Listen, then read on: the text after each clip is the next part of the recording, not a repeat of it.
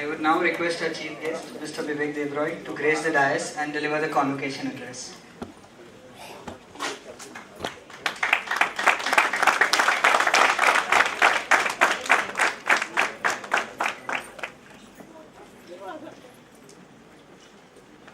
Mentor, director, faculty members, parents, distinguished invitees, representatives from the press, and most important of all, the graduating students today. I am conscious of the great honor that you have shown me. I am aware that this is a transit kind of campus. There will be a full-fledged campus, but I will always remain the first chief guest at IIM Amritsar.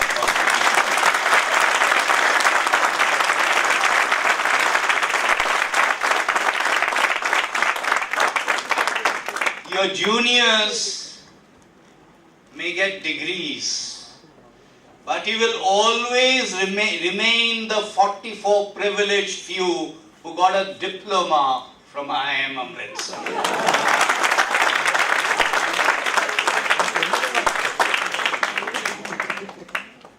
You read the papers.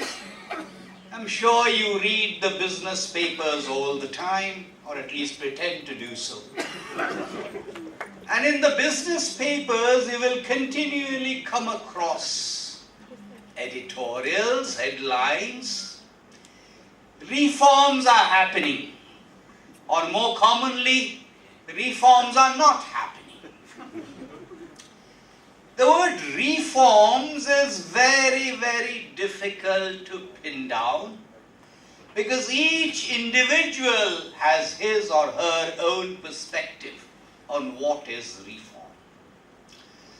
But however you define reform, when you distill it down, it becomes competition choice, and thereby the role or the redefined role of the government.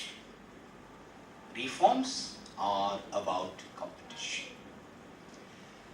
You have been taught economics. You've been taught competition. Competition requires several conditions, only one of which is free entry. Another condition of competition, which we are sometimes very reluctant to accept, is competition also requires free exit.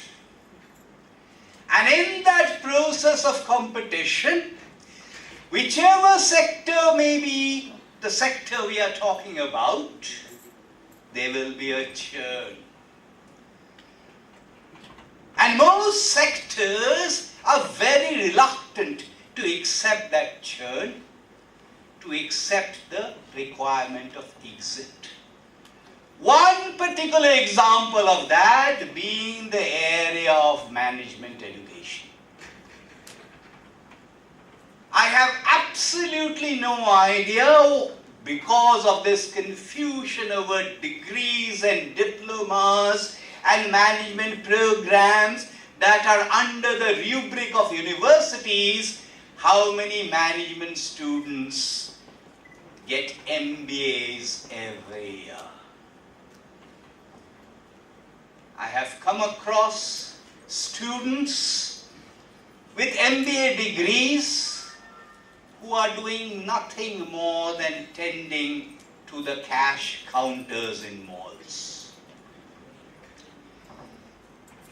So it is not just a question of an MBA, it is a question of where you are doing that MBA from.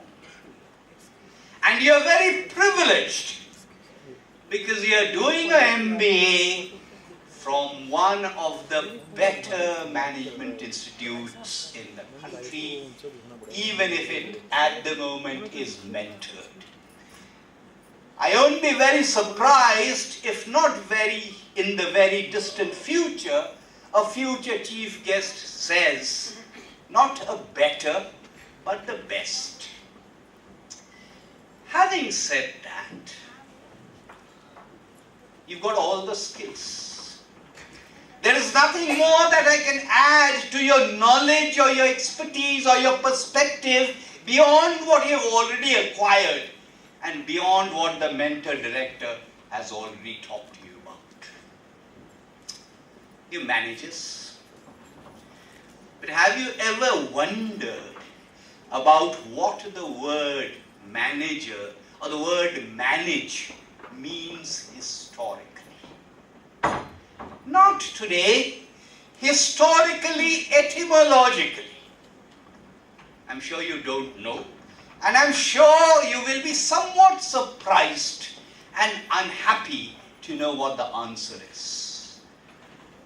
Etymologically, in the 16th century, the word manage has Italian roots, it has French roots, all of which go back to the Latin. And a manager was someone who managed horses. The same root as manual hands. Whoever was good at using the hands to manage horses, in the 16th century at least, became a manager. You've now got your own horses to ride. You're graduating, you're passing out of these portals, except you don't really know, as the mentor director said, what horse you're riding and where that horse is going to take you. There is a famous Sanskrit shloka. I will briefly state it. I will translate it, of course. Amantram aksharam nasti. Nasti moolam anaushadam. Ayogya purushaha nasti yojakaha tatra sadudlabha. Amantram aksharam nasti. There is no akshar, no syllable that cannot function like a mantra. Amantram aksharam nasti, nasti moolam anaushadam. There is no root which cannot function as a medicine. Ajoggaha purushaha nasti, there is no human being who's incapable. What is missing? Yojakaha saha sudurlabha. The person who brings all of these things together, the organizer, is the one who's missing. The manager, by the way, the word manager does not have a very ready translation in any of the Indian languages. Yes, he will look at that and he will say prabandhakaha. But the manager is essentially an organizer. I will make only 3 bulleted points. Despite what I have said about skills, about you being equipped with the tools, I will make 3 bulleted points. Bulleted point number 1 is we teach management. We teach management often borrowed on the management texts and sometimes even the cases that are based on the West, in the West. Often the United States or North America, sometimes Western Europe. You will be taught strategy. In all of this, you will essentially be taught how to manage your company, and you will be taught how to manage your competitor and anticipate your competitor's strategies.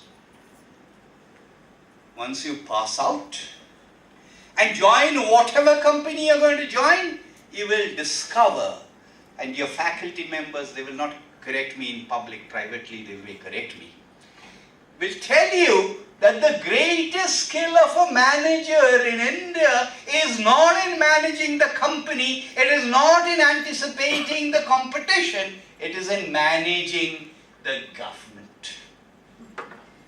It is managing the government at all of its three different layers of federal government, union government, state governments and local governments. Most of your time, let me assure you, will be spent on managing the government. And I'm not using the word manage in any negative sense.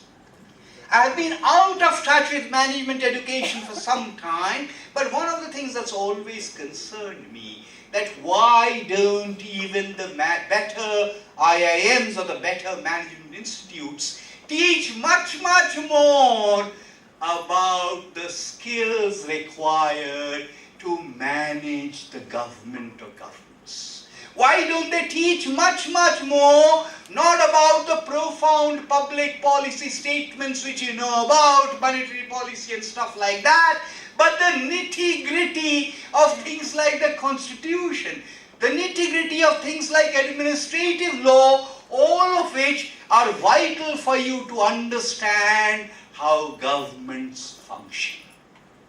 So this, I think, is one skill, unless I'm totally wrong, that has been imperfectly taught. It is a skill that you will have to acquire. The second bulleted point I want to make is about entrepreneurship. You've been taught economics again. And economists talk about inputs. And inputs are things that go into the production process. You ask any economist to list out what are these inputs that go into the production process, and they will list out land, labor, capital, and entrepreneurship. And every economist, all economists including I, we have very satisfactory theories about land, about labor, and about capital. Do we have a satisfactory theory about entrepreneurship? Not really, because we don't understand it. No one understands it. And what is entrepreneurship? Entrepreneurship is risk taking. The limited point I want to make is that you take risks, but you are not necessarily successful. To be encouraged to be successful, you have to be encouraged to fail. And right from the day you entered kindergarten, you have been encouraged not to fail. There is a penalty associated with failure. And therefore, right from the day you entered kindergarten, you have been encouraged to confirm. You have been encouraged to follow that standardized template. If that is ingrained into your system, the system has seeded you to ensure that you do not take risks.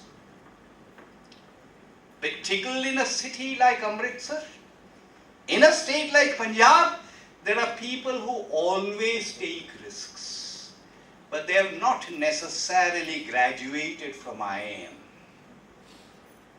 They will come about when you, perhaps 5 years down the line, 10 years down the line, decide to become entrepreneurs, so that you do not seek jobs, but you begin to employ people. That is exactly what the Prime Minister means when he talks about private capital, stand-up India, social capital, and entrepreneurship.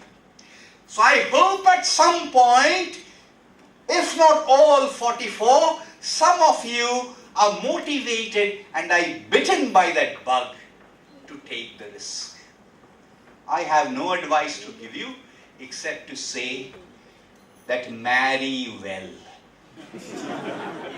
You need a spouse who supports these crazy acts of risk-taking and entrepreneurship. The third bulleted point I want to make is everything that has been taught here is about managing the external world. It is about managing subordinates, managing superiors, and what is not taught but what you know in any case is managing relationships with the external world.